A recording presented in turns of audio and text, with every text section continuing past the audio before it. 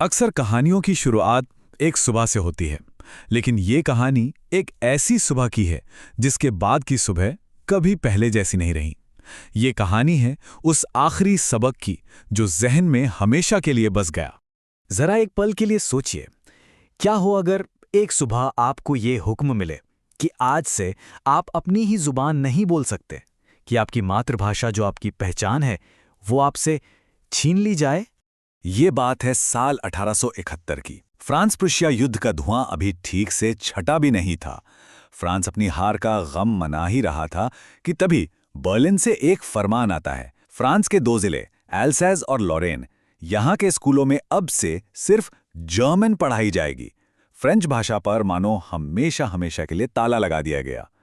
और इसी फरमान के बीच हमारी कहानी का हीरो है फ्रांस, एक छोटा सा स्कूल जाने वाला बच्चा।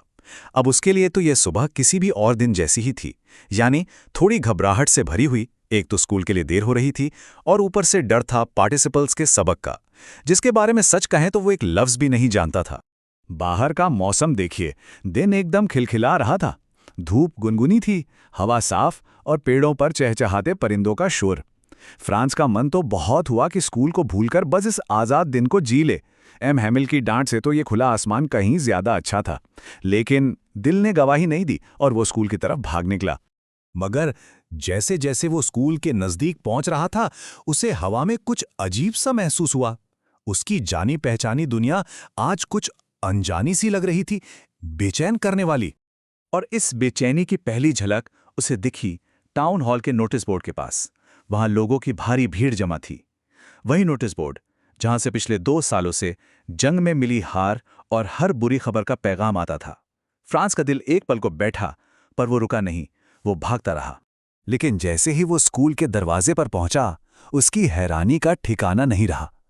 वो रोज का शोर, वो हंगामा जो स्कूल की पहचान हुआ करता था, कहाँ था? डेस्क का खुलना बंद होना, बच्चों का एक साथ पाठ दोहराना, एम हैमल के डंडे की मेज पर पड़ती वो धमक, आज कुछ भी नहीं था। सब गायब। बस एक गहरी चुभने वाली खामोशी थी, ठीक वैसी जैसी संडे की सुबह होती है। अपनी सांस रोके हुए फ्रांस धीरे से अपनी क्लास में दाखिल हुआ। अंदर का नजारा देखकर उसका दिल और भी जोर से धड़कने लगा। और यहीं इसी खामोशी के पीछे छिपा हुआ वो राज अब खुलने वाला था। उसने देखा उसकी टीचर एम हैमिल अपने सबसे खास कपड़ों में थे। वही खूबसूरत हरा कोट, वही सिल्क की टोपी जो वो सिर्फ इंस्पेक्शन या प्राइज सेरेमनी वाले दिन ही पहनते थे।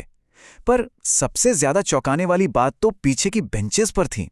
वो आखिरी बेंचें जो हमेशा खाली पड़ी रहती थीं, आज गांव के बड़े बुजुर्गों से भरी थीं, और हर चेहरे पर एक अजीब सी गंभीरता छाई हुई थी। और फिर एम हैमल अपनी कुर्सी से उठे और एक ऐसी आवाज में बोले जो थी तो बेहद शांत मगर पत्थर की तरह भारी थी। उन्होंने कहा, मेरे बच्चों, ये आखिरी फ्रेंच सबक है जो मैं तुम्हें दूंगा। और बस उस एक पल में फ्रांस के जहन में जैसे बिजली कौंध गई। सब कुछ साफ हो गया। नोटिस बोर्ड पर लगी वो भीड़, क्लास में गांव के बुजुर्गों का आना, स्कूल का ये मातम जैसा सन्नाटा, सारी कड़ियां अब जुड़ चुकी थीं।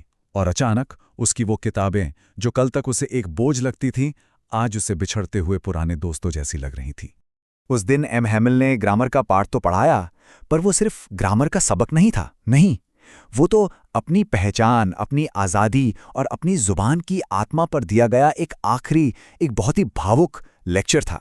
सोचिए जरा, 40 साल, पूरे 40 साल तक एम हैमिल ने उसी एक स्कूल में, उसी एक जगह पर अपनी पूरी जिंदगी लगा दी थी। और आज उनकी 40 साल की उस वफादारी का ये आखिरी दिन था।